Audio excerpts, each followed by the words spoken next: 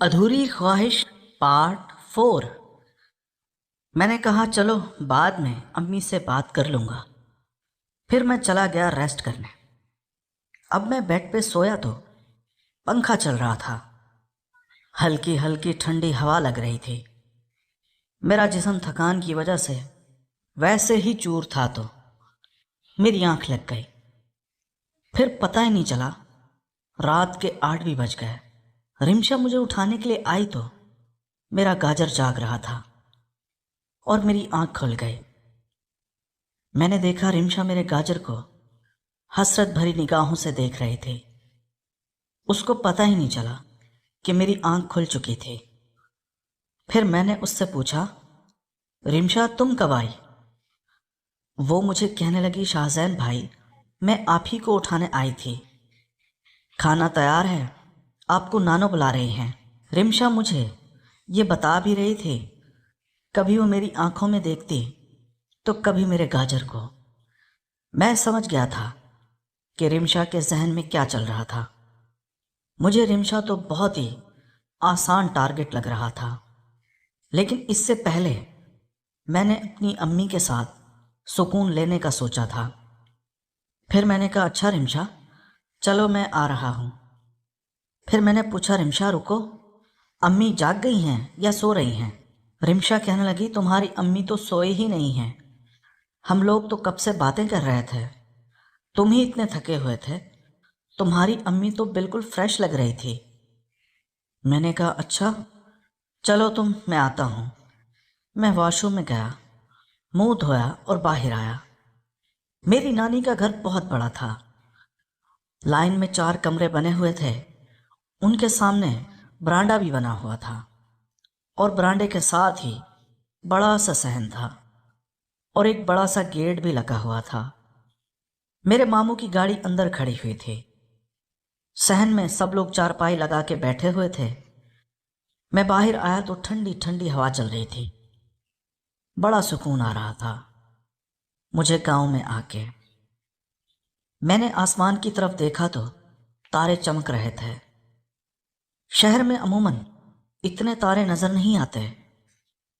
پھر میں چارپائی پہ بیٹھا تو رمشا مجھے کہنے لگی، شاہزین بھائی کھانے لے آؤں؟ میں نے کہا ہاں رمشا، شاید میری امی والوں نے کھانا کھا لیا تھا۔ رمشا کھانا لے کے آئی اور پانی کا جگ بھر کے میرے ساتھ ہی رکھ دیا اور وہ بھی میرے ساتھ اسی چارپائی پہ بیٹھ گئی۔ میں نے دیکھا رمشا مجھے بار بار نظریں چرا چرا کے دیکھ رہی تھی اور ہلکا ہلکا مسکرا بھی رہی تھی، لیکن میں ان تاروں کو دیکھے جا رہا تھا جو آسمان میں مجھے آج بہت زیادہ نظر آ رہے تھے۔ پھر میں نے پوچھا رمشا یہ تارے روز ہی اتنے ہوتے ہیں یا آج کچھ زیادہ ہیں؟ رمشا مجھے کہنے لگی، شاہزین بھائی گاؤں میں تو یہی مزے ہوتے ہیں، یہاں تارے روز ہی ایسے نکلتے ہیں، شہر میں کیا نظر نہیں آتے؟ میں نے کہا نہیں رمشا، شہر میں روشنی کی وجہ سے یہ سب چیزیں نظر نہیں آتی۔ پھر مجھے رمشا کہنے لگی، شاہزین بھائی صبح میں آپ کو زمینوں پر لے جاؤں گی، ہماری بہت ساری زمینیں ہیں، کافی ساری پہ اناج اگا ہوا ہے اور کچھ پہ سبزیاں ہیں، چاول بھی ہیں اور ہمارا باغ بھی ہے۔ صبح تم جلدی اٹھ جانا اور ہم صبح صبح ہی چلیں گے، وہاں پہ پھول بھی لگے ہوئے ہیں، صبح صبح پھول کھلے ہوئے ہوتے ہیں تو بہت ہی اچھا نظارہ ہوتا ہے جو دل کو سکون دیتا ہے۔ میں نے دل میں سوچا کہ ٹھیک ہے، یہ موقع ویسے بھی اچھا تھا، رمشا اگر میرے ساتھ اس باغ میں چلی گئی تو وہاں پہ کسی طرح میں باتوں میں ورغلا کے اس کا کام اتار دوں گا، کیونکہ بچپن میں نے وہ باغ دیکھا تھا جو بہت بڑا تھا اور سنسان بھی تھا۔ میں نے کہا ہاں ہاں ٹھیک ہے، ضرور چلیں گے۔ پھر میری امی، نانو اور میری ممانی آپس میں گپ شپ کر رہی تھی۔ میں نے پھر امی سے پوچھا، میں نے کہا امی کیسا لگ رہا ہے آپ کو گاؤں میں آ کے؟ پھر میری امی کہنے لگی، تم تو کب سے سو رہے ہو، ہم تو یہی باتیں کر رہے تھے، بہت اچھا لگ رہا ہے۔ اور پھر وہ کہنے لگی، صبح ہم باغ میں چلیں گے۔ میں نے سوچا کہ اگر یہ سب چلیں گے تو میرا رمشا کے ساتھ وہ والا کام نہیں ہو پائے گا۔ میں نے رمشا کو کہا، میں نے کہا اگر یہ سب لوگ بھی چلیں گے تو ہمیں گھومنے میں مزہ نہیں آئے گا۔ رمشا مجھے کہنے لگی ہم باغ میں چلیں گے اور وہاں پہ ان لوگوں سے الگ ہو جائیں گے۔ پھر میں نے کہا ہاں یہ بھی ٹھیک ہے، اور پھر رات کے 9 بھی بج چکے تھے۔ پھر دروازہ بجا تو نانو نے کہا رمشا بیٹے جا دروازہ کھول، تمہارے بھائی آئے ہوں گے۔ رمشا نے جب جا کے دروازہ کھولا تو رمشا کے 2 بھائی تھے، یعنی کہ میرے کزن، وہ بھی میرے ہم عمر تھے۔ ایک کا نام ندیم تھا اور دوسرے کا نام سلیم تھا۔ ندیم بڑا تھا اور سلیم اس سے چھوٹا تھا۔ پھر وہ بھی آئے اور میرے ساتھ آ کے بیٹھنے لگے۔ پھر ندیم رمشا سے کہنے لگا اندر سے کرسیاں لے آؤ۔ رمشا کرسیاں لینے چلی گئی تو وہ دونوں میرے ساتھ بیٹھ گئے۔ مجھے کہنے لگے ہاں بھائی شہری بابو سنا شہر کا کچھ حال حوال۔ میں نے ان کو کہا کہ ہاں شہر تو بہت اچھا ہے۔ شہر کی لائف کے بارے میں نے ان کو بتایا۔ پھر وہ بھی سن کے کافی خوش ہوئے۔ گاؤں کی زندگی سے شاید ندیم اکتایا ہوا تھا۔ وہ مجھے کہنے لگا شاہزین بھائی میں بھی چلوں گا۔ پھر رمشا دور کھڑی ہو کے یہ باتیں سن رہی تھی تو وہ کہنے لگی ہاں ہاں ندیم بھائی میں بھی چلوں گی، ابو آ جائے تو ہم دونوں ابو سے بات کر لیتے ہیں۔ پھر اسی طرح کافی دیر ہم گپ شپ کرتے رہے اور رات کا 1 بھی بج گیا۔ ندیم اور سلیم سونے چلے گئے کیونکہ وہ کہہ رہے تھے کہ صبح ان کو جلدی اٹھنا ہے اور کھیتوں میں جانا ہے۔ میں نے دیکھا میری امی ابھی تک باتوں میں مشغول تھی۔ اب باہر صحن میں ہم 5 لوگ رہ گئے تھے۔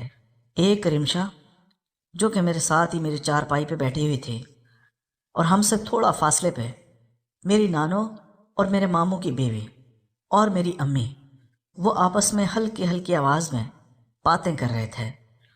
مجھے یہ تو پتہ چل گیا تھا کہ کوئی ضرور خاص بات ہو رہی تھی، کیونکہ آواز تو ہمیں آ رہی تھی لیکن کچھ سمجھ نہیں آ رہا تھا کہ وہ کیا باتیں کر رہے تھے۔ میں سمجھ گیا کہ وہ لوگ ابھی باتوں میں مشغول ہیں۔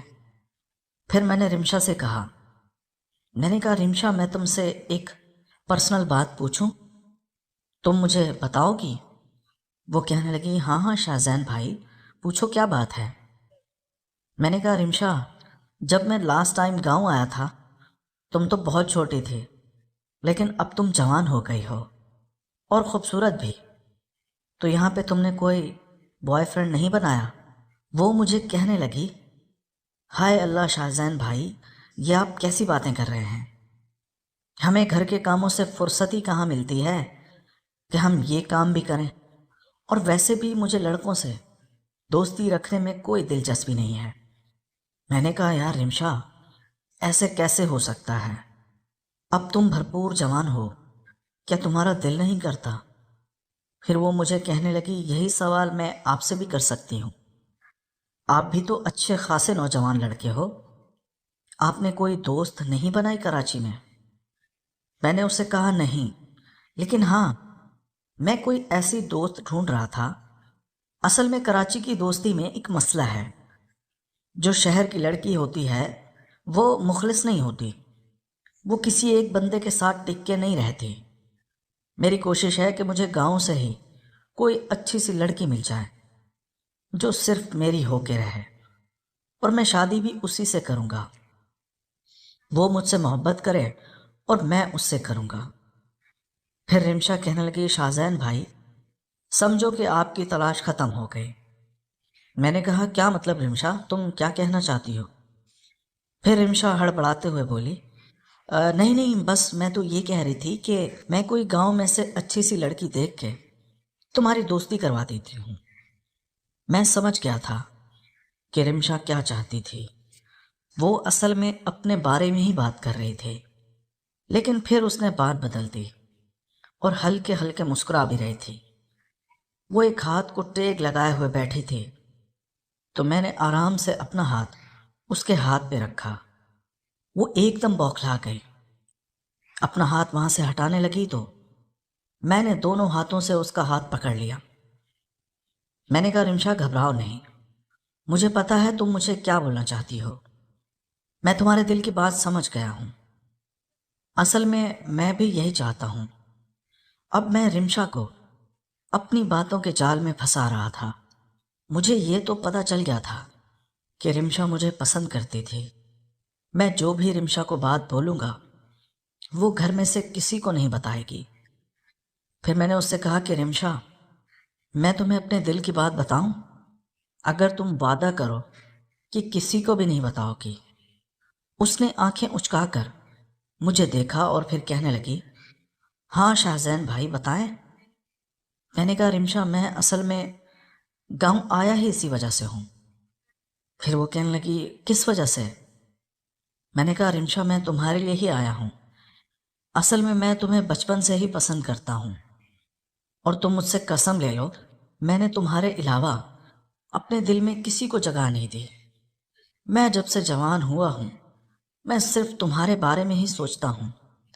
میں گاؤں آیا ہی اس لیے تھا کہ تمہاری مرضی جان سکوں، اور پھر میں اپنے امی ابو سے بات کروں کہ وہ تمہارے امی ابو سے ہماری شادی کی بات چلائیں۔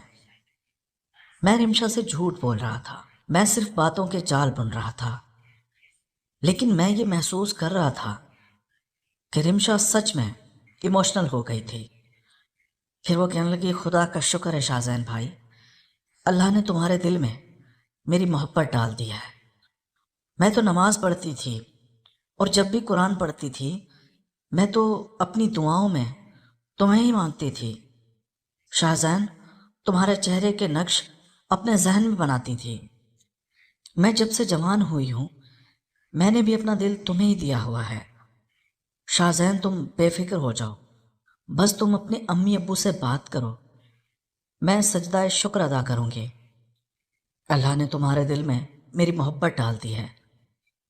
جب اس کے یہ الفاظ میں نے سنے، پہلے تو میں بہت ڈر گیا، کیونکہ میں نے یہ سن رکھا تھا کہ گاؤں کی لڑکی جب کسی سے پیار کرتی ہے تو پھر وہ اس کو ساری زندگی نہیں چھوڑتی، سارے زمانے سے لڑ جاتی ہے۔ لیکن میں تو صرف اس کے ساتھ ٹائم پاس کر رہا تھا۔ پھر میں نے بات فوراً بدل دی۔ میں نے کہا، اچھا رمشا، ہم بعد میں بات کریں گے، مجھے نا ابھی بہت نیند آ رہی ہے، میں جا رہا ہوں سونے۔ پھر میں امی کو کہنے لگا، امی بس کریں باتوں کی، اب سوتے ہیں، رات کے 2 بج چکے ہیں۔ پھر میری امی کہنے لگی، جاؤ شاہزین تم سو جاؤ، میں آ جاؤں گی۔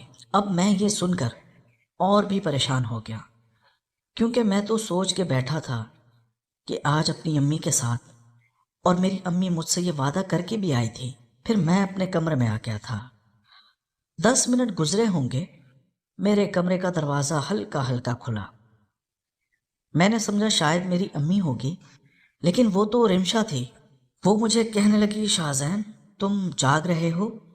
میں نے کہا، بس رمشا، سونے کی تیاری کر رہا ہوں۔ وہ مجھے کہنے لگی، امی والے تو ابھی تک آپس میں باتیں کر رہے ہیں، میں بس آئی تھی تمہیں دیکھنے۔ اب جب وہ کمرے میں آ ہی گئی تھی تو میں نے اس کے ہاتھوں سے پکڑ کر اپنی طرف کھینچ لیا۔ پھر وہ کہنے لگی، شاہزین بھائی یہ آپ کیا کر رہے ہیں؟ میں نے کہا، رمشا ابھی بھی مجھے تم بھائی بولو گی؟ وہ کہنے لگی، ہاں ابھی بولنا ہی پڑے گا، کیونکہ مجبوری ہے، ورنہ گھر والے مجھ سے 100 سوال کریں گے کہ تم شاہزین کو بھائی کیوں نہیں بلاتی ہو؟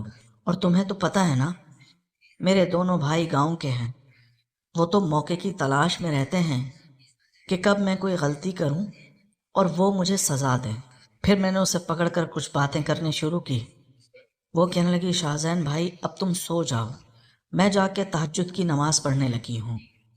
اب جب اس نے نماز کا نام لیا پھر میں نے اس کا ہاتھ چھوڑ دیا اور وہ وہاں سے چلے گئے۔ اب میں دل میں پریشان تھا کہ کہیں امی الگ کمرے میں سونے نہ چلی جائے۔ میں انتظار کر رہا تھا کہ کب میری امی آئیں گی اور میں ان کو خود سے سکون دلاؤں گا۔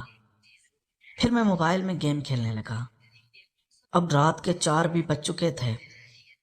پہلے تو میں نے سوچا کہ جا کے اپنی امی کو بلا ہی لیتا ہوں کہ اب آئیں سو جائیں، لیکن پھر میں نے سوچا کہ کہیں گھر والے شک نہ کریں۔ پھر میں اسی طرح پڑا رہا۔ 4:15 ہو گئے تھے۔ پھر میرے کمرے کا دروازہ ہلکا ہلکا کھلا۔ تو وہ میری امی تھی، جسے میں دیکھ کر اب تو خوشی ہو گیا تھا۔